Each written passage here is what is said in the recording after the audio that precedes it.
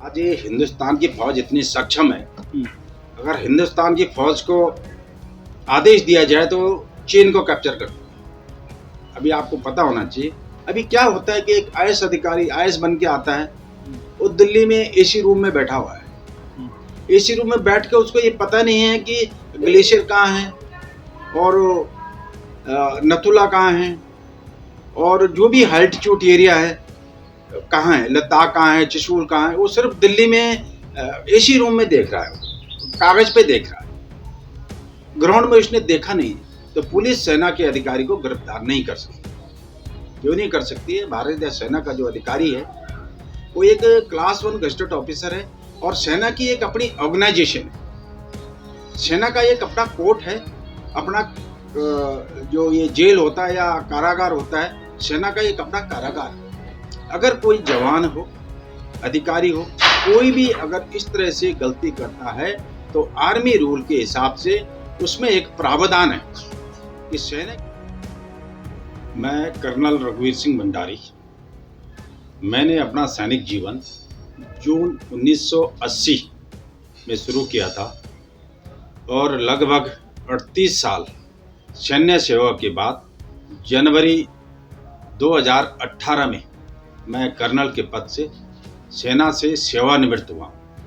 इस 38 वर्ष की सैन्य सेवा के दौरान मैंने लगभग हिंदुस्तान आर्मी की 10 से 12 रेजिमेंटों को अपनी सेवा दी है और 1980 के बाद जितने भी ऑपरेशन हुए हैं, चाहे ऑपरेशन ब्लू स्टार हो, ऑपरेशन पवन हो, ऑपरेशन रक्षक हो, ऑपरेशन मेघदूत हो, ऑपरेशन विजय हो, ऑपरेशन पराक्रम, इन सभी ऑपरेशनों में मैंने सक्रिय रूप से भाग लिया है।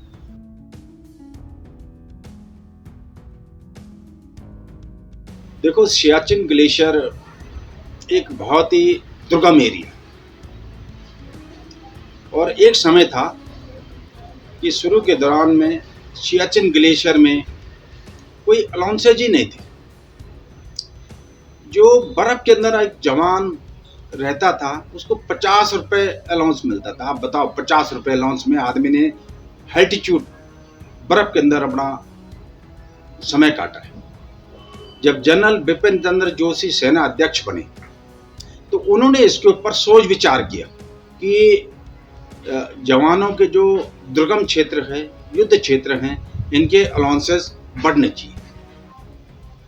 ये हमारा दुर्भाग्य था, उत्तराखंड का दुर्भाग्य था या सेना का दुर्भाग्य था कि बिपिन चंद्र जोशी, जनरल बिपिन चंद्र जोशी जो है, अपने सेवा काल के दौरान ही उनका आकस्मिक मृत्यु हुई। नहीं तो उन्होंने ही इस पे पहल की थी और उनके कार्यकाल में ही इसके ऊपर अलाउंसेस में बढ़ोतरी की गई। ग्लेशियर एक बहुत दुर्गम क्षेत्र है। मैंने 1998-99 में इस क्षेत्र में अपनी सेवा दी है। ग्लेशियर में जो भी जवान जाता है उसको सबसे पहले जब वो बेस कैंप में पहुंचता है तो बेस कैंप में इनकी ट्रेनिंग की जाती है।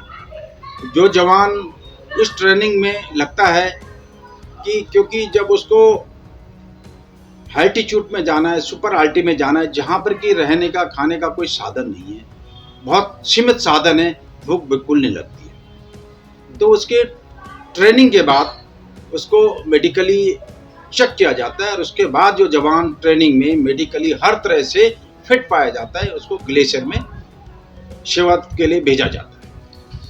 और ग्लेशियर के दौरान जब ये जो समय होता है, ये बड़ा एक कठिन समय है और उस दौरान वहाँ पर जो है वो जो एक नॉर्मल एक्टिविटीज़ होती है कि अपने घर में बातचीत करना, जैसे मोबाइल है या जो भी जिस किस्म के भी सूचनाओं का आदान प्रदान होता है, वहाँ पर ऐसा होता है कि मौसम बहुत ख़राब है, टेम्परेचर -20, -30, -40, -50, -60 तक है, तो उसमें इतना वो सूचना का आदान प्रदान और जो एक नॉर्मल एक आदमी अपने दिनचर्या में जो काम करता है जो होता है वो वहाँ पर नहीं हो सकता। मैं तो ये चाहूँगा कि भारत सरकार, जैसे कि जब से हमारे आदरणीय मोदी जी प्रधानमंत्री बने हैं, इन्होंने सेना का काफ़ी मनोबल बढ़ाया है और सेना में काफ़ी उन्नति हुई है। मैं तो ये चाहूँगा कि भारत में जितने भी ग्रेड वन सर्विस आते हैं, आईएएस हो, आईपीएस हो, कोई भी कैटेगरी की जो भी ग्रेड वन सर्विस आती है, उनको जो है 2 साल के लिए कम से कम मिलिट्री अटैचमेंट होना निहायत जरूरी है। अगर वो 2 साल सेना में अपना समय देगा तो उसको सैनिक गतिविधियों से पता चलेगा कि एक सैनिक का जवान, एक सैनिक का अधिकारी कैसे अपने जिंदगी का, अपने जीवन का यापन करता है और उसको क्या क्या कठिनाइयाँ कब आ सकती है, ऑपरेशन में क्या क्या चीज़ की जरूरत होती है। अभी क्या होता है कि एक आईएएस अधिकारी आईएएस बन के आता है, वो दिल्ली में एसी रूम में बैठा हुआ है। एसी रूम में बैठ के उसको ये पता नहीं है कि ग्लेशियर कहाँ है और नथुला कहाँ है और जो भी अल्टीट्यूड एरिया है कहाँ है, लद्दाख कहाँ है, चशूल कहाँ है। वो सिर्फ दिल्ली में एसी रूम में देख रहा है, कागज पे देख रहा है, ग्राउंड में उसने देखा नहीं। जब वो ग्राउंड में इसका तजुर्बा वो हासिल करे, एक बार वो ग्राउंड में देखे इस चीज़ को कि जो अल्टीट्यूड एरिया, जो सुपर अल्टी है, जहाँ पर कि साल में पूरे साल या साल के 9 महीने में बर्फ रहता है, तो उस बर्फ के दौरान आदमी या एक सैनिक कैसे अपना जीवन यापन करता है, उसको जब इस चीज़ का तजुर्बा होगा, इस चीज़ का अनुभव होगा, तब वो बैठ के उसके बारे में सोच विचार कर सकता है। चाहे उसका अलाउंसेस का हो, चाहे उसका इक्विपमेंट का हो, चाहे उसका हथियार का हो, चाहे किसी भी तरह का सैन्य में यूज होने वाले सामान का हो। आज के दिन में अच्छी सुविधाएं हैं, अच्छे अच्छे इक्विपमेंट, स्लीपिंग बैग या शूज़ या हर तरह से जैकेट अवेलेबल है। लेकिन ये नहीं है कि कोई एक जो ह्यूमन बीइंग है, एक शरीर है, एक आदमी है, वो कभी किसी भी टेम्परेचर में किसी भी वक्त बीमार हो सकता है। उसके लिए जैसे कि आपको पता होना चाहिए कि जो भी अग्रिम चौकी हैं, अग्रिम एरिया है, वहाँ पर मेडिकल अधिकारी की सुविधाएं उपलब्ध होती है। उसके अलावा अगर लगता है कि ये जवान बीमार हो गया, इसको कोई किसी तरह से मेडिकल एड की ज़रूरत है, तो हेलीकॉप्टर की सुविधाएं उपलब्ध होती है और उसको वहाँ से हेलीकॉप्टर से जो जिस पोस्ट में अगर उसको ज़्यादा सीरियसनेस है, कोई लगता है कि ये इसको हॉस्पिटल जाने की सख्त ज़रूरत है, तो हेलीकॉप्टर के थ्रू उसको तुरंत जहाँ भी उसका इलाज संभव हो नज़दीकी आर्मी हॉस्पिटल में उसको शिफ्ट किया जाता है। और ऐसा बहुत कम मौका है कि जवान बीमार है और उसको सुविधाएं ना मिली हो। छोड़ के कई बार ऐसा होता है कि मौसम बहुत ख़राब हो जाता है, उस खराब मौसम में हेलीकॉप्टर का आना बहुत मुश्किल होता है। तो ऐसी स्थिति में जवानों को कभी कभी बड़ी समस्याएं फेस करनी पड़ती है कि एक एक दिन, एक एक रात जब ऐसा -40 टेम्परेचर है, जवान बीमार है और उसको भेजना है, अब कैसे भेजें, मौसम खराब है, तो ये दिक्कतें आती हैं।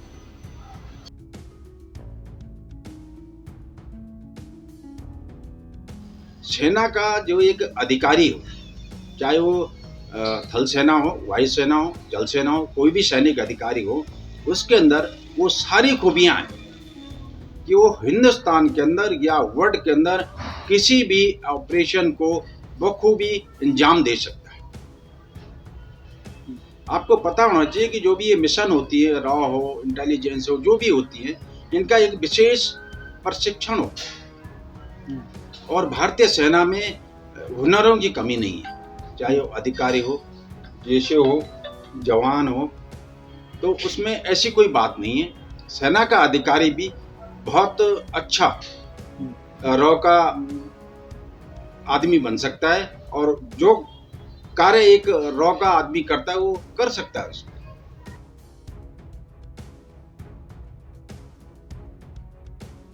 एनडीए जो है, नेशनल डिफेंस एकेडमी, ये भारत का एक इंस्टीट्यूट है।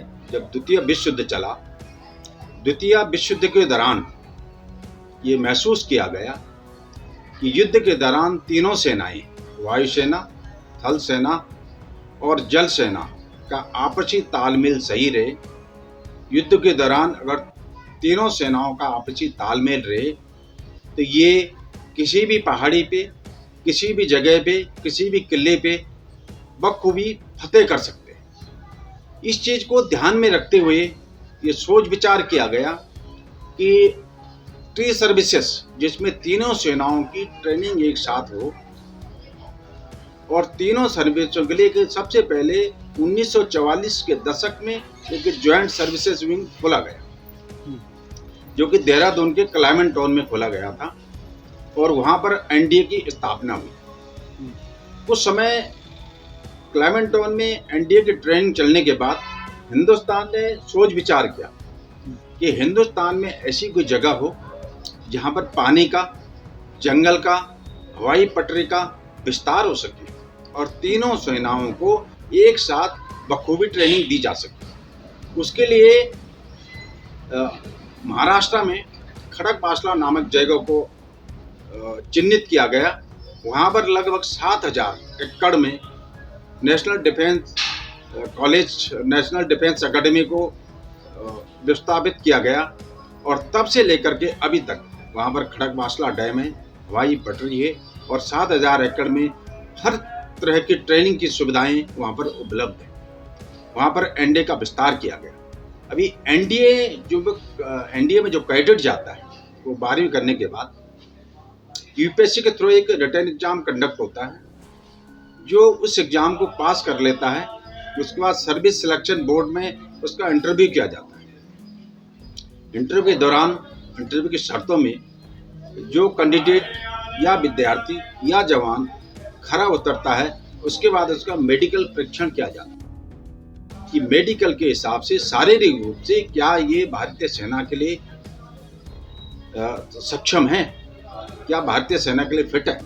जो जवान मेडिकल में फिट हो जाता है उसके बाद इसकी एक मेरिट बनती है और मेरिट के बाद लगभग 350 से लेकर के 400 कैडेट हर साल जो है एनडीए के अंदर एक टर्म में दाखिल होते हैं और लगभग 3 साल का ट्रेनिंग करने के बाद वो फिर अपने रिस्पेक्टिव आर्म्स, एयरफोर्स का कैडेट है तो वो एयरफोर्स में जाता है, नेवी का कैडेट है तो नेवल एकेडमी जाता है, अगर आर्मी का कैडेट है तो इंडियन मिलिट्री एकेडमी आता है और 1 साल ट्रेनिंग करने के बाद रिस्पेक्टिव एकेडमी में उसके बाद वो भारतीय सेना, वायुसेना और जल सेना में एक अधिकारी के रूप में शामिल होता है।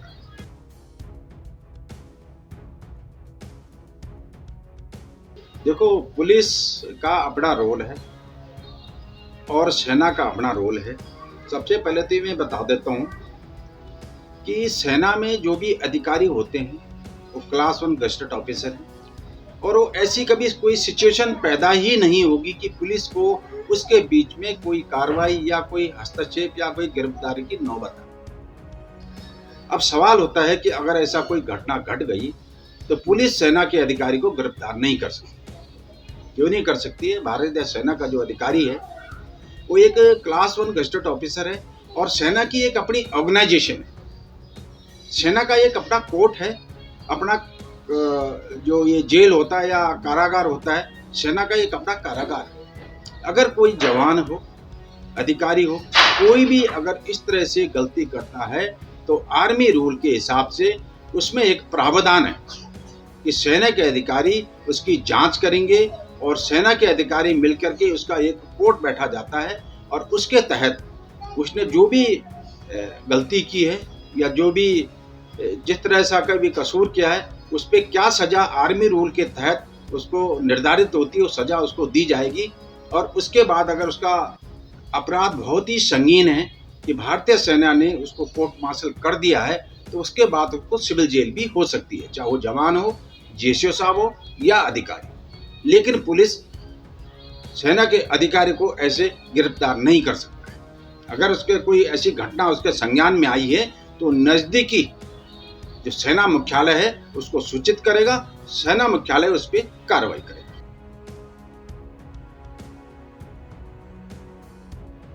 देखो, भारतीय सेना जो है एक विश्व की चौथी सबसे बड़ी सेना है सबसे ताकतवर सेना है और भारतीय सेना का जो मनोबल है वो विश्व में सबसे उच्च कोटि का मनोबल है। भारत में हर जवान के अंदर, हर नागरिक के अंदर देशभक्ति की जो लालसा है, जब लोगों ने इतिहास पढ़ा है, देशभक्ति का जो जज्बा है वो कूट कूट कर भरा है। आप देखो, हर जवान देश के किसी भी क्षेत्र में, मैंने लगभग देश के हर क्षेत्र में मराठा रेजिमेंट सेंटर, लद्दाख, मतलब ये लगा लो कि साउथ में कर्नाटका जहाँ मराठा रेजिमेंटल सेंटर है, नॉर्थ में लगा लो लद्दाख जहाँ लद्दाख स्क्वाड का सेंटर है, ऐसे मैंने बहुत सारे इंस्टीट्यूशनों में सर्विस की है। तो मैंने देखा कि देश के हर क्षेत्र में हर जवान चाहता है कि चाहे थोड़ा समय के लिए हो, लेकिन वो भारत का हिस्सा बनना है, मतलब सेना का एक हिस्सा बनना चाहता है। और आदमी जब मन से, तन से, दिल से कोई काम करने की सोचता है तो वो उसके लिए कोई भी काम मुश्किल नहीं होता है। वो हर काम को बखूबी अंजाम दे सकता है। ये उसकी खासियत है और ये उसका मनोबल है।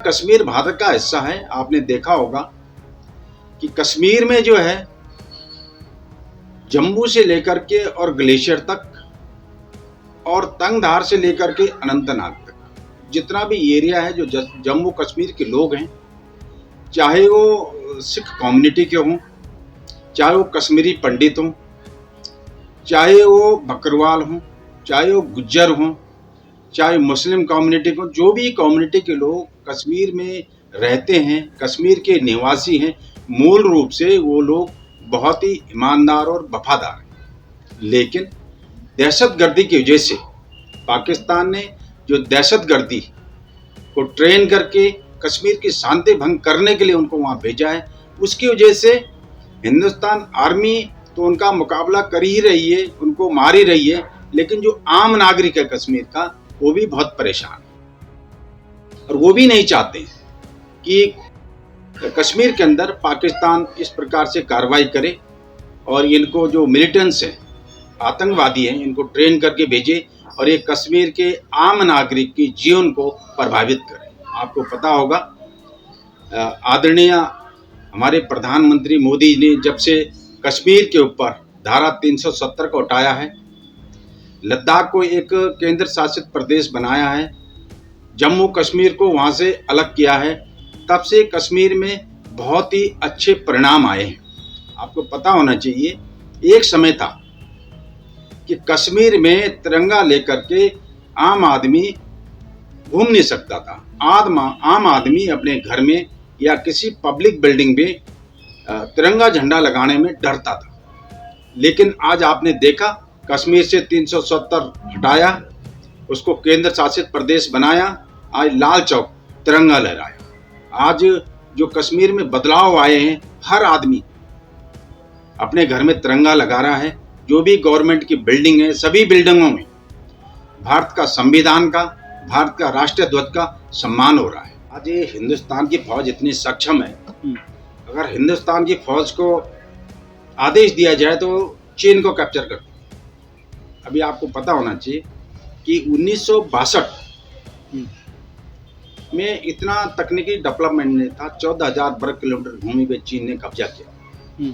तो चीन को ये महसूस होता था कि चलो मैंने जब ये किया तो मैं ऐसे आगे भी करता रहूँगा। आज का घटना देखो आप, अरुणाचल की घटना हो, डोकलाम की घटना हो, कहीं की भी घटना हो, अगर चीन ने कहीं 1 इंच आगे बढ़ाने की कोशिश की तो हिंदुस्तान की सेना वहाँ 1 फुट आगे घुस गई। तो आज ये हो ही नहीं सकता, क्योंकि आज मैंने आपको बताया कि हिंदुस्तान जो है एक महाशक्ति है और हिंदुस्तान की सेना इतनी ट्रेन है, हिंदुस्तान के लीडर इतने काबिल हैं कि वो किसी भी देश को और किसी भी क्षेत्र को बखूबी कब्जा कर सकते, इसमें कोई दोहराई नहीं। और भारत के साथ भी कई भी देश है, चाहे वो अमेरिका हो, इंग्लैंड हो, बहुत सारे देश हैं जिनका कि समय समय पर संयुक्त रूप से युद्धाभ्यास या ट्रेनिंग अभ्यास चलता रहता है। और इसमें एक दूसरे के जवानों का, देश का, उनका ट्रेनिंग का आदान प्रदान होता है। इसलिए भारत के लिए ऐसा कोई मुश्किल काम नहीं है। भारत के जवान या अधिकारी हर किस्म की ट्रेनिंग से, हर किस्म के वारफेयर से बहुत ही अच्छी तरह से अवगत है।